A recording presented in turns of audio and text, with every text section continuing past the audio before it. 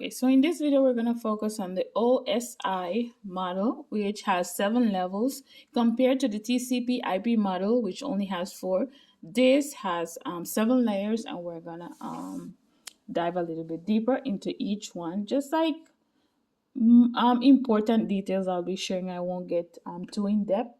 But first off, the OSI model is a standardized concept that describes the 7 layers computers use to communicate and send data over a network. So this is the importance of the model. That is why we use it, okay? To understand how computers communicate and send data over networks. Okay, so there's just something funny about these models that they always go from the bottom to the top, but we're gonna start the explanation from the 7th and we go all the way down to the physical. Okay, so the application layers, so these are different layers. The application layer involves processes that directly involve the everyday user. So this is, let's say if you open an app on your cell phone, this is where you start. Let's say you open an app on your computer, this is where all the process begins. Okay. So as I mentioned, this is where it involves the everyday user. This layer includes all of the networking protocols that software applications use to connect a user to the internet. Okay. Okay, so when you're using, let's say, the web browser, this is where all the process starts. And there are different examples or different types of protocols that come into place when you're using the application layer. Let's say the HTTP when you're browsing the internet, or HTTPS for secure connections that will encrypt all the data that you send and receive. We also have another protocol, which is the SMTP, which is the Simple Mail Transfer Protocol. And this is used for the email application. So let's say if you're using your Gmail or Hotmail or whatever mail service provider you use, this is where you initiate the process, so as to say. Web browsers use domain name systems. So remember, the domain system is like when they search the IP address on the internet, and they translate those into, well, the domain name into IP addresses. What else can I share about this step?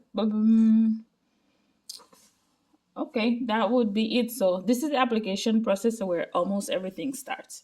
The next part of the process is the presentation layer, and this layer involves data translation and encryption for the network. It adds to and replaces data with formats that can be understood by applications. Okay, so this is the part that is going to like, before it's able to be understood by the application layer, this is the one that makes sure that it's translated in the correct format so that the application layer can actually understand it. Okay, so in this layer, there are some formatting functions that we have to take into consideration, which would be the encryption of the data that you're transmitting, compression, because sometimes if the data packet is too large, then it could cause problems while transferring it. So compression happens here as well, and the confirmation of character code. Also, as I mentioned before, when in order for you to have a secure communication in the application level, here all the encryption has to take place. So this is where the SSL certificates come into place, which you'll see websites with HTTPS, meaning that they're secure communication. And this is the layer that is in charge of all that part of the encryption, so as to say. The next layer is the session layer, which describes when a connection is established between two devices. So this tells us that there has been a connection. There's a connection between two devices, okay? An open session allows the device to communicate with each other, and it occurs to keep the session open while data is being transferred and terminate the session once the data is complete. So let's say this is like a door that opens when the data is passing through.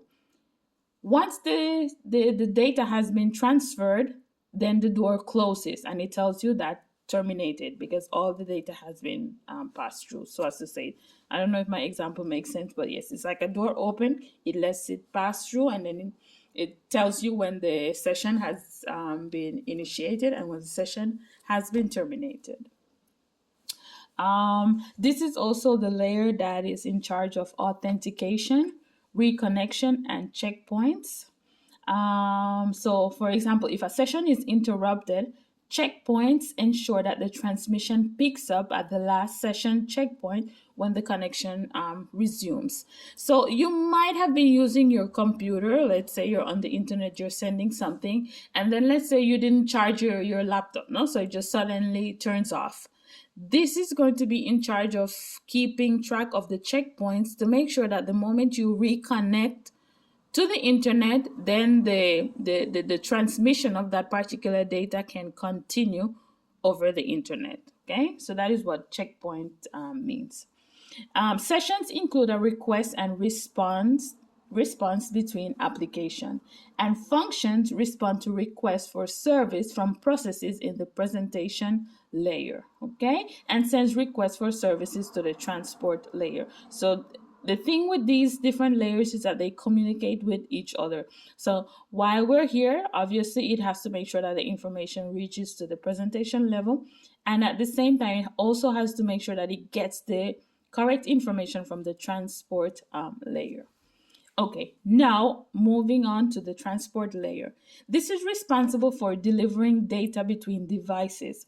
It handles the speed of data transfer, flow of the transfer, and breaking down into smaller segments for easier transport. I don't know if you're familiar with this, but actually, when you send, let's say, an email or whatever you send over the internet, they can be broken up like into different pieces. Okay, the data packets can be broken up into different pieces to make the transmission easier, or easier for it to be sent over the web. Okay, sorry about that. So imagine, for example, you have a higher internet speed, but the person who is receiving, maybe they don't have the same internet speed as you. This is where it's going to make sure that the speed and the rate of the transmission is same, or they're compatible, or if not, they manipulate the data packet in a way that the other person can receive it according to their internet or their internet speed. The next layer is the network layer, which oversees receiving the frames from the data link, okay, and delivers them to the intended destination. So remember, all of these are connected, so it gets the frames from the data link, so from this level, and then it says the destination can be found based on the address that resides in the frame of the data packets. So remember that data packets, they have a lot of information, okay? So this is where the network layer gets the destination from the data packet. Also, data packets allow communication between two networks because based on the information that it has. So it's gonna have the sender and the receiver. So the location or the address, the IP address of the sender and the receiver. So that's why it allows the communication between two networks.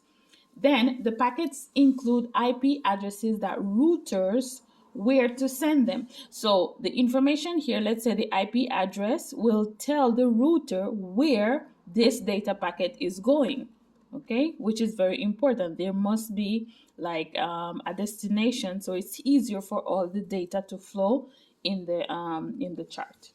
Okay, and they are routed from the sending networks to the receiving network, as I mentioned before. Who is sending it and who is receiving it? This information is very important. The next layer in this model is the data link, which organizes sending and receiving data packets within a single network. So the data link is like it's home to switches on the local network and network interface cards on the local devices.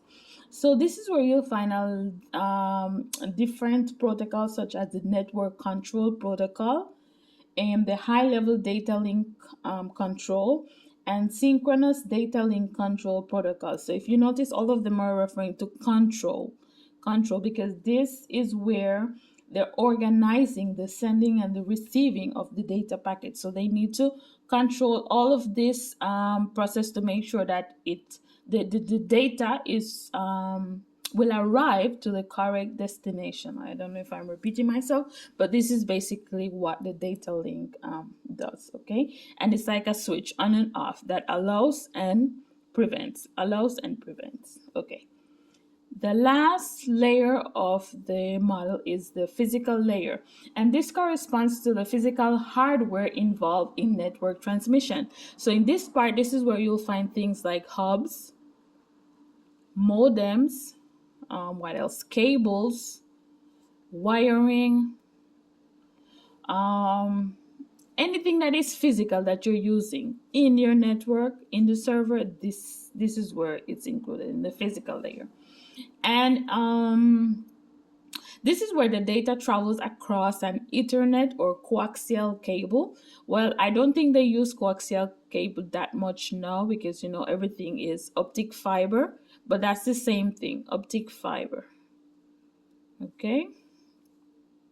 What else? Data packets are translated into a stream of zeros and ones, because remember, the computer understands zeros and ones. So this is how it's translated, so that all the other layers in the process can actually understand the information that is contained in the data packet. Yes, so everything starts here and sends it up to the application layer, where the user can understand, and vice versa. Okay, when the user is the one requesting some kind of information. So yes, this is the OSI model. Sorry for all the mess. I hope this was helpful, and yes, I'll see you on the next video. Thank you for watching, and remember, stay cyber smart.